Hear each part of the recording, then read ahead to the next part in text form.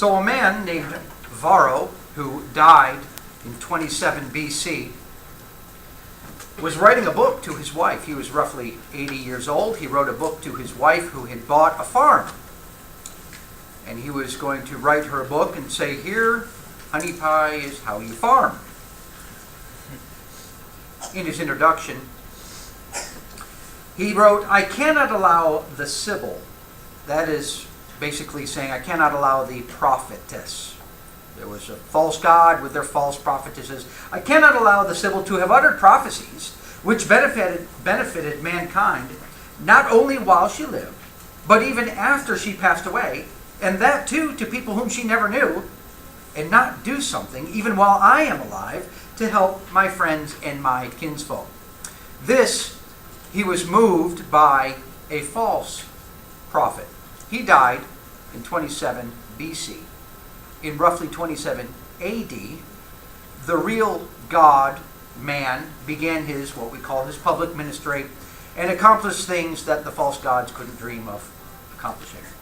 If he's motivated by a false prophet to share with his family and friends, I am also even more motivated by the real God.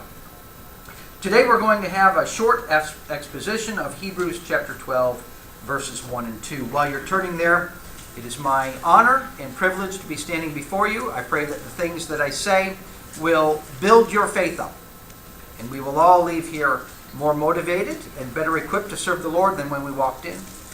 Not only from this preaching, but from the entire time that we are being together, through prayer, reading, taking the Lord's Supper, and singing, and such things. Verse 1, we begin with the witnesses. "Therefore, since we have so great a cloud of witnesses surrounding us, let us also lay aside every encumbrance and the sin which so easily entangles us, and let us run with endurance the race that is set before us, fixing our eyes on Jesus, the author and perfecter of faith, who for the joy set before him endured the cross, despising the shame, and has sat down at the right hand of the throne of God." The witnesses we begin with, and specifically, who are they? You don't have to turn to Hebrews 11. I know it's probably on the same page. We're not going to read the whole book or the whole chapter of Hebrews 11. But from Hebrews 11, the first 38 verses, we have names that begin with Abel and end with Samuel. They're not chronologically. There's others are sprinkled all about and in between. There are 16 names altogether. There are several pronouns. They refers to the entire nation of Israel as they go through the Red Sea. It also refers to those who marched around the walls of Jericho. Others, this refers to others. Prophets and women. In verses 39 and 40, what we understand is the author is really talking about everybody who's died before Jesus was resurrected. That's the idea. 39, all these actually referring to just the people he's mentioned, which is a whole bunch, having gained approval through their faith, did not receive what was promised because God had provided something better for us, so that apart from us, they would not be made perfect. So right there you understand that he only mentions a few and it refers to some others, but really he's talking about everybody who's ever died in faith before Jesus was resurrected. Now I want to talk about this class of people, those who died in faith. This is the most important group there has ever been. This is the best group there have ever been. This is the most important group, the best group of the best souls that have ever been. Some want to be among the wealthy. I have a cousin who many years ago, when I was in my teens, he's about 10 years older than I am, I remember him saying, by the time I'm 40, I want to be a millionaire. That's his life. He's well past 40 now. Didn't make it, by the way. His life is pathetic, because that's all he chased after. But some people want to be among the wealthy. That is not important. the powerful. Alexander the Great wasn't always Alexander the Great. He started off just Alexander, but he wanted to be the Great. So when they're in India, he jumped over the wall of one of these villages that he was attacking all by himself. He thought he was a god. He wanted to be a god. He jumps over the wall all by himself and starts fighting them single-handedly because he wanted to be one of the heroes that he'd always read about. Well, some people chase after Washington. They just want to go to Washington or New York or Albany or wherever it is. That's what they want to do. That's not important, folks. The popular and famous. Some people chase after Hollywood. I just want to make it to the silver screen. That's what I want to do. There are some that have been among us, have visited among us with that attitude and that goal. The athletic. You go to any school in America, and this is where they push you toward. The intelligent. Where is the wise man? Where's the debater? Where's the philosopher? Where's the scholar? Where's the rabbi? People chase, these are just different categories that people chase after. I want to be in this group. I want to be in this group. I want to be in this group. These groups are not important. Some of these groups have always been with us. Some come and go. Academia. They're somewhat related, but I want to be in academia. Oh yeah, I want to be up there in New England somewhere at one of those schools, or maybe Columbia, or where I want to go. I want to be in the group of academia. That's where I want to be. Those who are in the know, I won't even bother to get into that. Those who have spirituality but keep it to themselves and never say anything offensive to one another. This right down here. This is a new group. This is actually describing, if you don't know the word for this is postmodernism. That's what it is. I've just taken the word postmodernist and defined what it is. They never say anything offensive to one another. That is what this nation is pushing right now. If you're in that group, hey, you've made it. That's the group to be in. If you have spirituality, it depends on which group you're in. That can be a good thing or not. Some are like, no, you don't, no, spirituality, you're lesser. This is what you need to do if you have spirituality, you're lesser. So another group, if you have this and this, that's what you are. You've made it. You're in that group. That's not important, though. That's not important. Social justice warriors. Here's another. When I die, I just want to have been in every social justice protest that there has ever been. That's what I want to do. That's my life. I dedicate my, you see it. These things are different. There are some groups I'm missing. Climate warriors. This is a term. I'm going to pick on Lucas just for a second. A couple years ago. Good, thanks. That's a good attitude. A couple years ago, I think Minnie and Rob asked him, what do you want to be when you grow up? Something like that. And his answer was, or what, if you could do one thing, great. I think even I asked the question. I don't know who it was. It was right back there.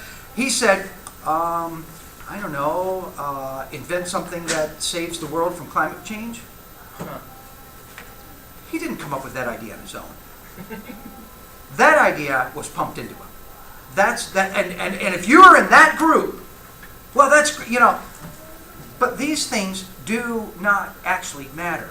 The most important group of the best group, the most important group of the best people are those who died in faith. That is the group. That's the goal for everybody in here. We've all claimed it. I want to be in that group. These people made it there. This group, they are witnessing to us.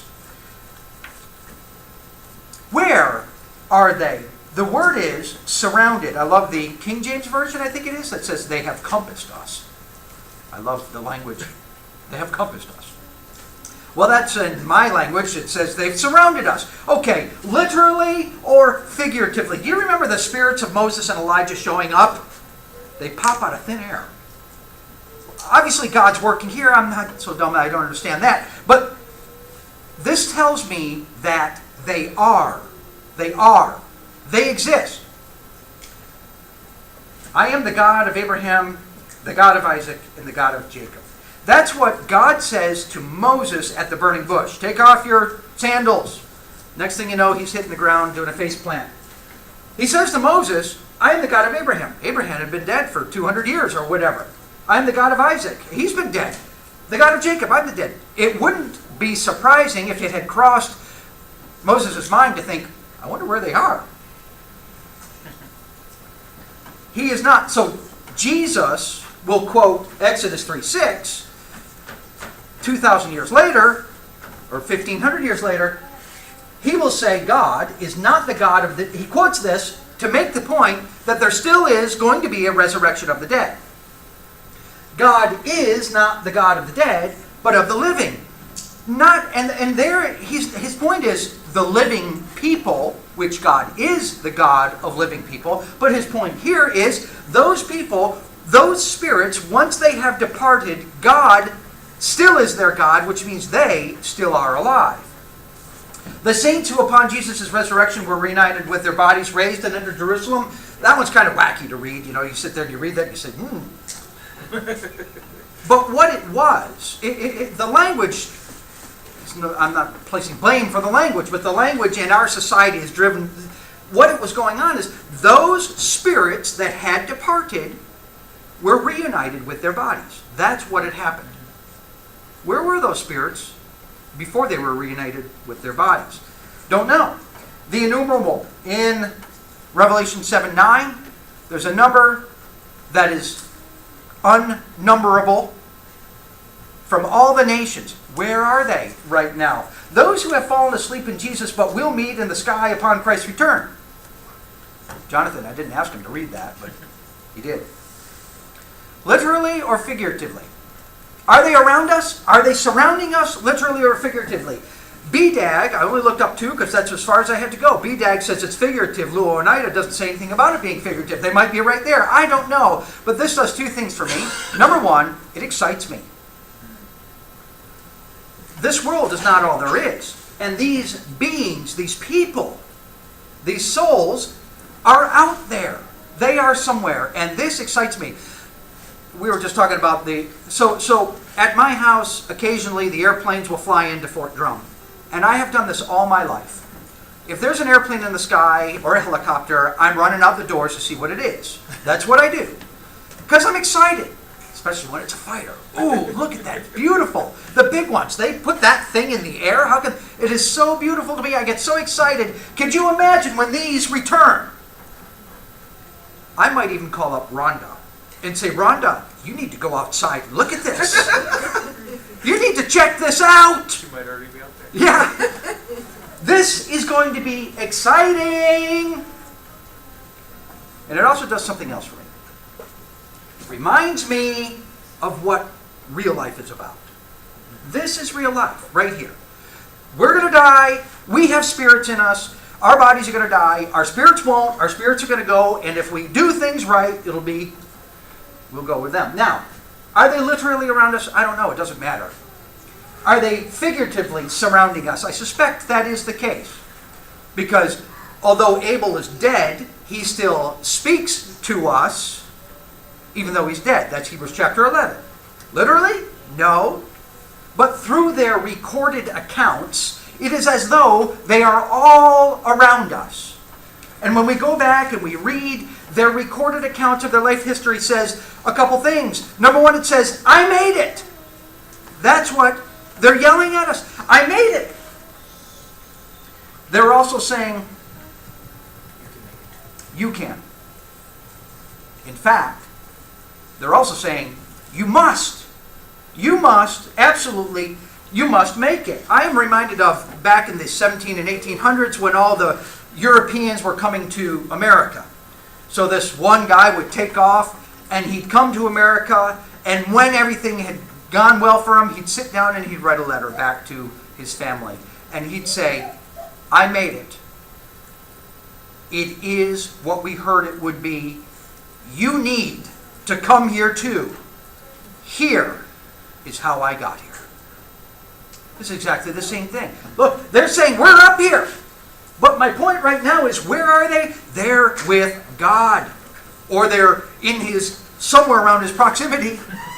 It's different from here. They're waiting to be with God. Now, part two, the witness. The first part was the witnesses. And I kind of delved into what they're saying. But what actually are they witnessing about? let me suggest two primary messages. The number one, don't ever, ever, ever, how many times did you say it? 5? 4?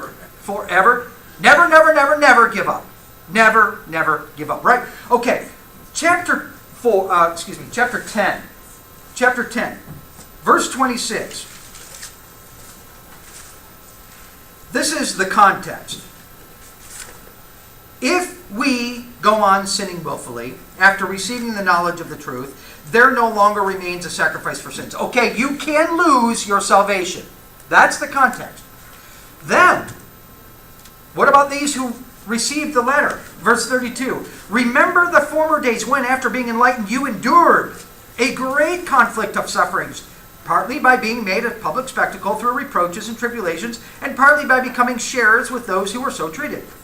For you showed sympathy to the prisoners and accepted joyfully the seizure of your property, knowing that you have for yourselves a better possession and a lasting one. Therefore, do not throw away your confidence, which has great reward, for you have need of endurance, so that when you have done the will of God, you may receive what you can lose your salvation. You need to endure. Verse 39. We are not of those who shrink back to destruction, but are those who have faith to the preserving of the soul. You can lose your soul. You can lose your soul to eternal damnation. That is the context. That can happen. Life is for lack of a better analogy, a minefield. And these people have been there.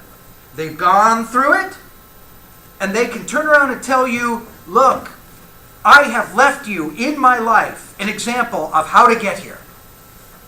Look it up. And priority number one is, don't you ever, ever, ever give up. That's the context. Don't give up. Don't give up. Don't give up.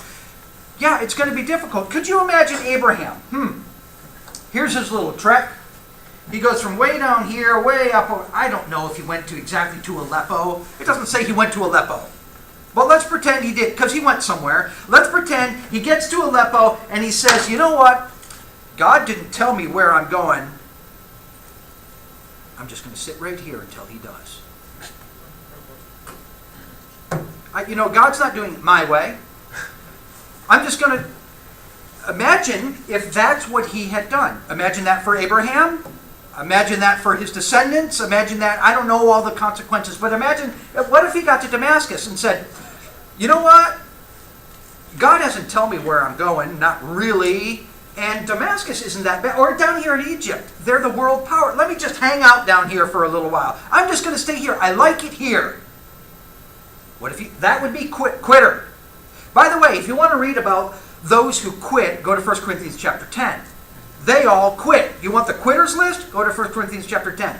Here, what if when God said, he's in the land, by the way, now.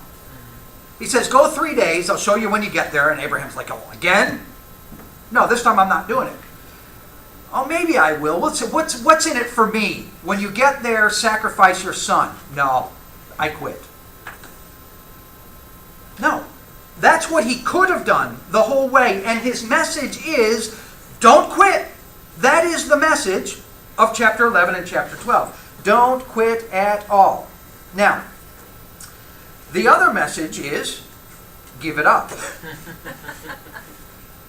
Message 1, never give up. Message 2, give up. Chapter 12, therefore, since we have so great a cloud of witnesses surrounding us, let us give it up. Lay aside every encumbrance and the sin which so easily entangles us. And let us run with endurance the race that is set before us. So say, I'm going to take these two together. First of all, there's the laying aside, and to take from Colossians and Ephesians, there's the putting off, right? And then run with endurance, there's the putting on more steam. What do you need? More steam, more steam, more steam. You need to get rid of what is slowing you down and put on more steam. So our sister-in-law, Amanda Duggan, you've met her. She is running a marathon for St. Jude's Hospital, and where her mother used to work. That's a lot. Marathons aren't easy things to run. You've heard of the wall. They hit the wall. Well, she's hitting the wall. Just 6 days ago, she wrote on Facebook, full marathon training. And she's a runner. She's been running for a while. So now she's training for a marathon. She's run half marathons. This is a full marathon. Full marathon training is a long, arduous, which means painful, essentially, process. I am feeling mentally drained. But I am so close. I will not quit. We can picture Amanda. No, she ain't gonna quit. This week is the hardest of the training program, and I know I just need to suck it up and run. It's just really, really, really far.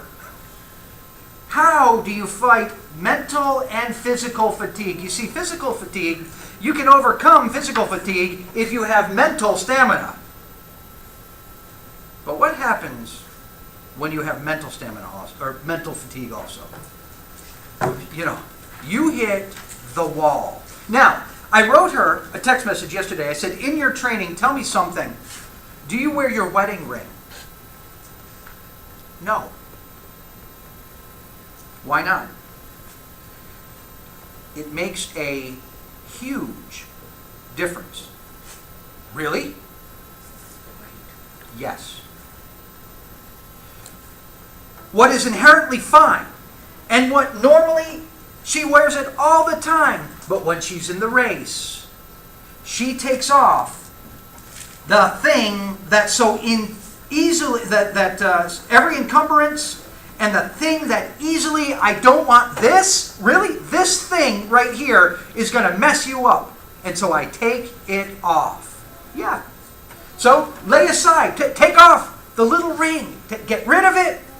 So imagine the runner shows up in work boots and Carhartt jeans and a Carhartt jacket. He's not going anywhere. Yeah, he's going somewhere. I don't know, maybe a mile, maybe that guy. I don't know. Say they're in perfect shape. They didn't get into perfect shape wearing Carhartts and work boots. Take it off. Get rid of it. No, it's fine. It's inherently fine any other time, but we're in the race. Get rid of it. That's the kind of focus. By the way, this next verse down here, fixing our eyes. I didn't read it. Let's read it again. Fixing. Run. How do you run? Number one, you run with endurance.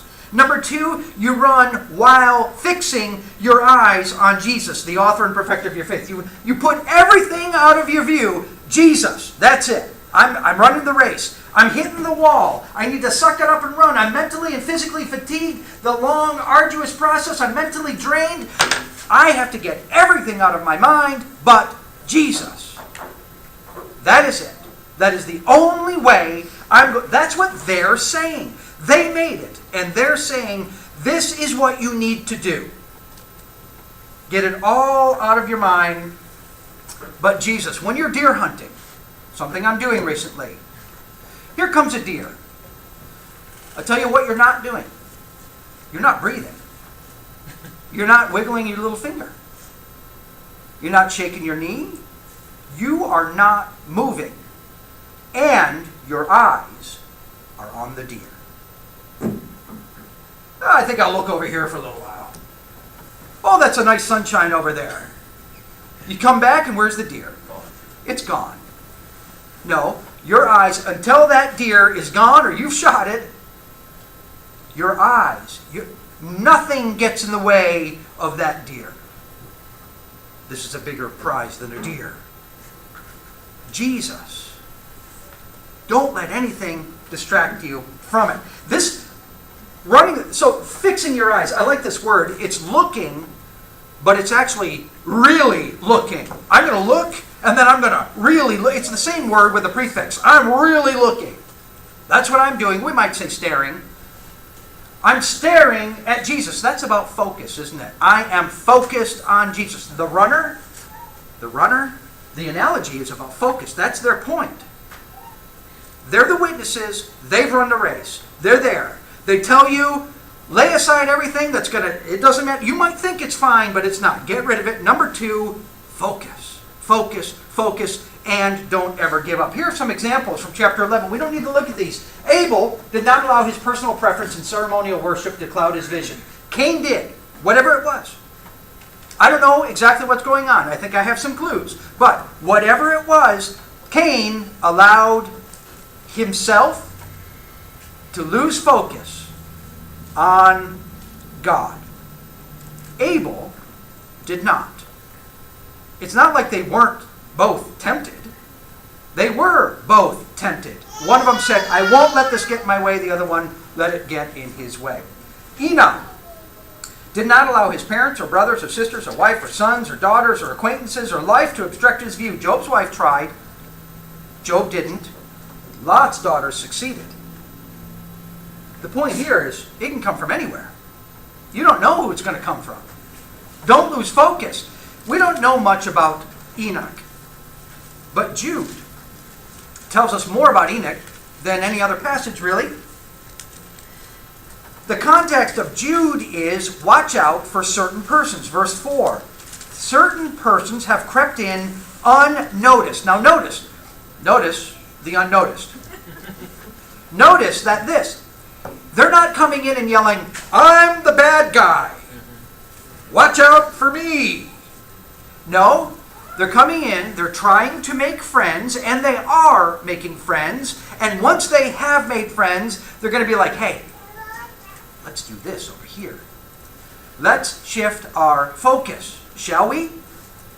That's the context.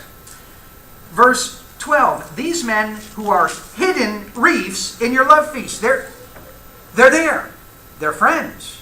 They're loved ones. But they're trying to trick them. Verse 14, it was about these men that Enoch in the seventh generation from Adam prophesied, saying, behold, the Lord came with many thousands of his holy ones to execute judgment upon all, to convict all the ungodly of their ungodly deeds, which they have done in an ungodly way, and all the harsh things which the ungodly sinners have spoken against him. These are grumblers, finding fault, following after their own lusts. They speak arrogantly, flattering people for the sake of advantage. But you, beloved, ought to focus. The word is remember. Remember the words that were spoken beforehand by the apostles of our Lord. Focus, focus. That's how he won. I will not allow anything to cloud my vision. Sarah didn't let Abraham's manly unreasonableness. There is a certain unreasonableness attached to men. I understand that. That's what drives home the point of her submission in 1 Peter. She called him Lord even though he was a fruitcake at times. And she didn't say, okay, all right, I just quit. I'm sitting down. I'm not going any further with you, Abraham. You've messed up too many times. She could have. I probably would have had I been her, married, right? Abraham didn't allow being kept in the dark by God to stop him. Look, I don't know where come on, God. I sit down here. I'm quit. Because I don't know. Abraham, Isaac, and Jacob didn't allow the duration. Abraham died. So did Isaac and Jacob. They didn't get the land yet. It would be a long time before they did. They didn't give up. That's the point of Hebrews chapter. That's his point. They're making the point. I'm just skipping the reading. Joseph didn't let family persecution, women, or power get to him. Moses didn't. Other people didn't. They all focused. That's what it was. Yeah, they saw the city up in heaven, and they said, that's what I want, and I won't it might take me years. I might never get to this city over here, but I know there's a city up there. I'm not going to lose focus, and I will keep on keeping on, and that's it. And they turn around, they say, once they're up there in that city, they say, hey guys, you can do it too. You have to do it, and this is the way you do it. We'll conclude. 5 observations and applications. Number 1, read your Bibles. I think we talked about that in class this morning a little bit. Read your Bibles. Okay, why? Here was the Bible study in Hebrews chapter 11. It was this. The author wanted to make a point. Persevere. To make the point to that audience, he said to them, Abel. Bam. Those people who heard him say that, their minds were flooded with the life of Abel. And he goes on, and he names who else? Enoch, Noah, Abraham. And every time he just says a name, their minds are flooded with 6,000 years of history or less. Hundreds of pages, and the prophets, it says. Their minds are flooded with the entire Old Testament. This will only work. This method of Bible study only works with people who are familiar with the stories. That's the only way that works. Have you ever had a Bible study with somebody who doesn't know anything about the... You got to change the way you study with them. Oh, you remember, yeah, of course it's true that you're saved by faith. You remember Abraham? And they're like, I don't know what you're talking about. And so you've got to slow down, you've got to go back, and you've got to read all of Abraham, just so you can make the point that your faith in God is necessary. And then you want to make another point about the walls of Jericho. You remember the walls of Jericho? No. No, okay, let's go back, let's read the whole thing. And this is where all of us were at one point in our lives. We might have been little children, but we were all here. And when you commit to having Jesus as your Lord, you also commit to becoming so familiar with this text that somebody can come up to you and say, Abraham, and you say, Amen. You know the joke? The people walk into the room, this new guy walks into the room, they're just sitting around the table, and they're saying, number 47, and everybody laughs. And he's like, I don't understand. The other guy says, number 13, and everybody laughs. And he's like, what's going on here? And somebody explains to him, look, we all know the joke so well that we just say the numbers and everybody knows the punchline, and we laugh. Well, he throws out the number 28, and nobody laughs. He's like, what did I do wrong? And they said, well, it's the way you delivered it. But the point is, they all knew the joke. They were so familiar with the joke that all they had to do is say the number. We need to be so familiar with these people that when the author of Hebrews says to us, Abraham, Noah, Jephthah, Samson, we know exactly what he's talking about. It is good for us. That's why we do it. Number 2, difficulties are no excuse. We have difficulties. They didn't. Joseph didn't have any difficulties. He had a difficulty-less life. Is that how I want to say that? No difficulties for Joseph. So it was just easy for him. Ruth isn't in the hall of faith in Hebrews chapter 11, but she's in the other hall of faith in Matthew chapter 3 and other places, right? Ruth. Now let's see, who was she? She was the wife of a man who died, whose brother also died, whose father also died. If I were her, I'd be saying, Naomi, what's up with your God? Does she? No. Oh, and then she says, no, I want your God, my God. And then she goes back there and she is a foreigner, and this isn't America that she goes to. Not like America is anything good, and they always treat foreigners well. But America has a reputation for allowing immigrants and encouraging them to come into. Israel did not. They should have, but they did not. In fact, Boaz had to specially provide security for her. Oh, her life was easy. No. They had difficulties. We have difficulties. Difficulties are no excuse. Our failure is our fault. This is an if-then argument. The if is, if millions of people can do it, then all people, with God's help, can do it. If millions, that's God's argument. Look, I'm going to just throw out a couple names here from Hebrews chapter 11, but the point is, if they can, then all of us can. And if we don't, it's not God's fault. He's there. He's waiting to help us. If you don't make it into that group, it's not His fault. It's my own fault. I will say this. This is for free on the side. Some of these people I would not actually expect to be in this list. Jephthah. Barak. Do you know what he's in there for? Samson. Yes! Is there a print there? There should be. Barak. Now, you remember why Barak?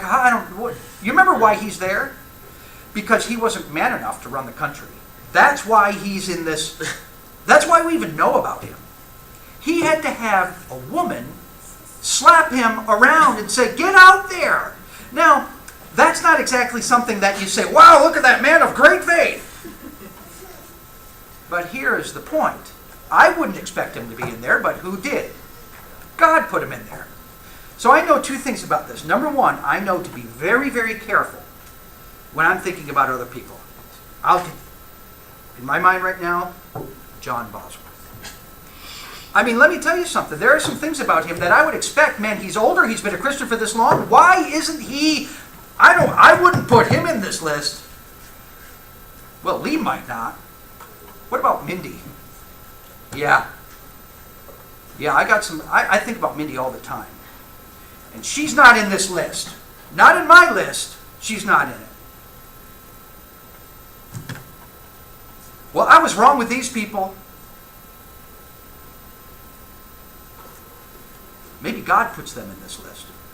My point is, we just don't know. We don't know. So bring it down a notch and say, hey, I'm thankful for Mindy and John, and I hope they're thankful for me too. And this brings out the other point that I learned from this. Look, he's in there. Whew, I have a hope. It's all based on Jesus, but I have a hope. Number 4, we are more accountable than they were.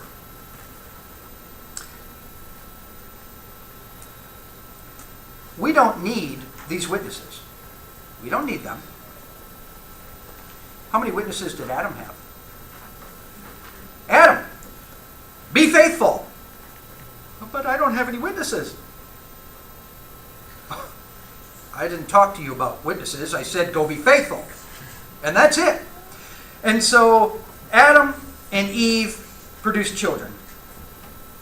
Abel now has at least 2 witnesses. Or at least one witness, Adam. I don't know what's going on there. But after Abel, we now have at least one witness, Abel. And then a little bit down the line, there's another witness, and more and more and more and more and more and more and more. And we now have more witnesses then than the people who read Hebrews had when they got it. Now, the point is, the more witnesses we have, the more advantage we have. There's one more person who did one more thing. Found myself in that situation. What did they do? Adam did not have that. We do. Hey, I can go back and look at Adam. He couldn't look at me. I can look at him. He made it. He did it. Abel did it right. Abel did it right here. And the more of those witnesses I have, the more things, the more obstacles I should be able to come over, the better I should be able to come over them with. And so the more accountable I will be. And we have Jesus. Therefore, since we have so great a cloud of witnesses, yes, and we're looking to them and saying, how can you help me? Let us run the race, fixing our eyes on Jesus, looking to him, saying, you're the ultimate help, the author. Whatever your version says there, let's say something like founder or pioneer or captain or something like that. The author, this word is used only 4 times in the New Testament, every time of Jesus. The other time is one other time is in Hebrews chapter 2. It was fitting for him, this is God the Father, through whom are all things, and through whom are, I just skipped something, for whom are all things, and through whom are all things, in bringing many sons to glory, to perfect the author of their salvation through sufferings. Jesus. In order to become a perfect author, God put him through the suffering.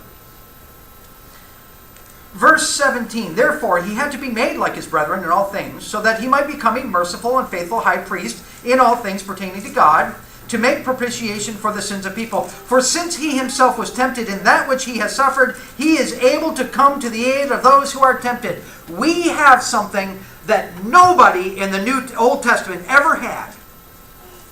We can look backwards to Jesus and say, somebody actually did it perfectly. They could never say that. They could say, yes, in theory it can be done perfectly. Nobody's ever done it perfectly, but in theory it can be done perfectly. Maybe someday we'll do it perfectly, but up till now, nobody's ever done it perfectly. But now we can look back and say, one person has done it perfectly. We are more accountable than they were. And the last thought. Thank God for this church.